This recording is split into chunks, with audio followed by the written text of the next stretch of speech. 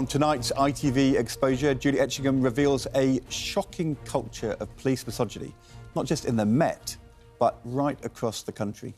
Several women officers came forward in the documentary making claims of casual misogyny and sexual assault. Now, one officer who left the Met last year says she heard a colleague make a twisted joke about Sarah Everard's body.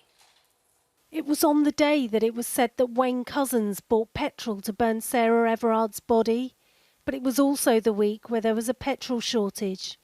And someone in my team said in a very jokey manner, it's a good thing he didn't try and buy petrol now to burn her body because he wouldn't have been able to. But what was the atmosphere in the room? It was only really me. I said, you can't say that, it's not funny. I took it to my sergeant. I mean, he did speak to that officer, but it was quite casual. And ITV News presenter Julie Etchingham joins us now. There's been a huge amount of focus on the Met Police in recent weeks. Of course, the sentencing of David Carrick earlier in the week. But this is something which you are showing is happening across the whole of the country. And where did the original impetus for the documentary come from? Well, it's interesting. I mean, it's still... I mean, I've heard that section of that interview so many times. It still never ceases to shock me, really. This came about... We made a Tonight programme in the wake of the Sarah Everard murder. And one of the interviewees on the programme was a former Chief Constable, Sue Fish, who used to run Nottinghamshire Police. And we were interviewing her about culture within policing. And in the middle of that interview, she sort of stopped, caught her breath, and very emotionally disclosed that she too had been groped when she was a female junior officer by a senior officer, and she'd never disclosed that in public before. And in the wake of that, we had women officers from around the country get in touch. I know that Sue Fish had people reach out to her, so we knew that there was a wider story there. And obviously, of course, we've seen so many subsequent big issues come to the fore over this. So we've been working on this for a very long time, and what's become clear that despite the focus mainly being on the Met in recent times, this is a culture that is recognisable by serving and former women officers from forces around the country. So it's not just a particular Met problem. The toxic nature of it, and that we saw there, that reference to joke made about Sarah Everard's body, takes the wind out of your sails, doesn't it? Is there... The culture is the problem. Does that mean that some people within it... Because there are good male police officers. Absolutely. Does that mean that some people within it have got sucked into...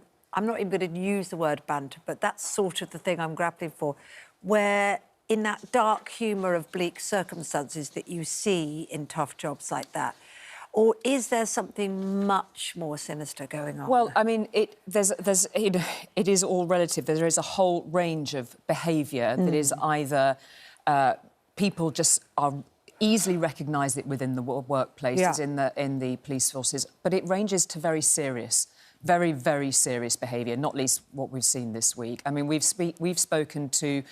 The young woman there left the Met after entering the graduate training scheme. She worked in a serious sexual offences unit where one of her colleagues, a male colleague, had the nickname the rapist.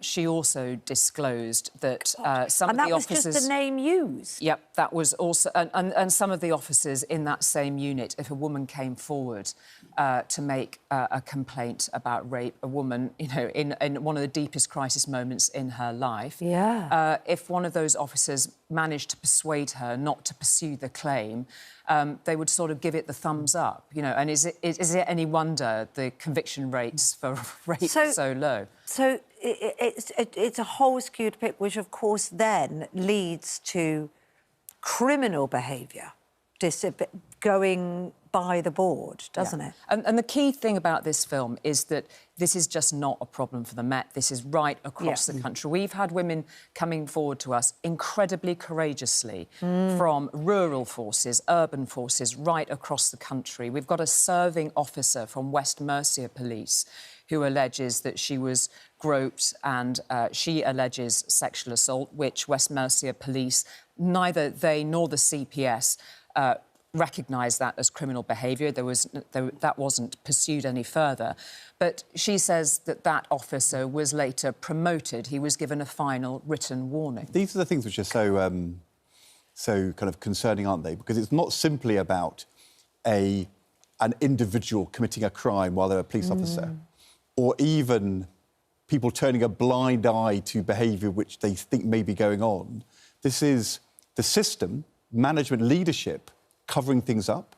There's this amazing revelation, I think I'm right in saying, after the reports at Charing Cross about terrible language on WhatsApp groups, that in the briefing meeting, the senior officer says, make sure you've deleted all of your messages from your WhatsApp group. It wasn't just a briefing meeting, Ed. So after the report into Charing Cross Station came out, the Met put in place a training programme. Every officer was required to attend. And this, again, was from the young woman that we spoke to that has only recently left the Met in total despair and disgust.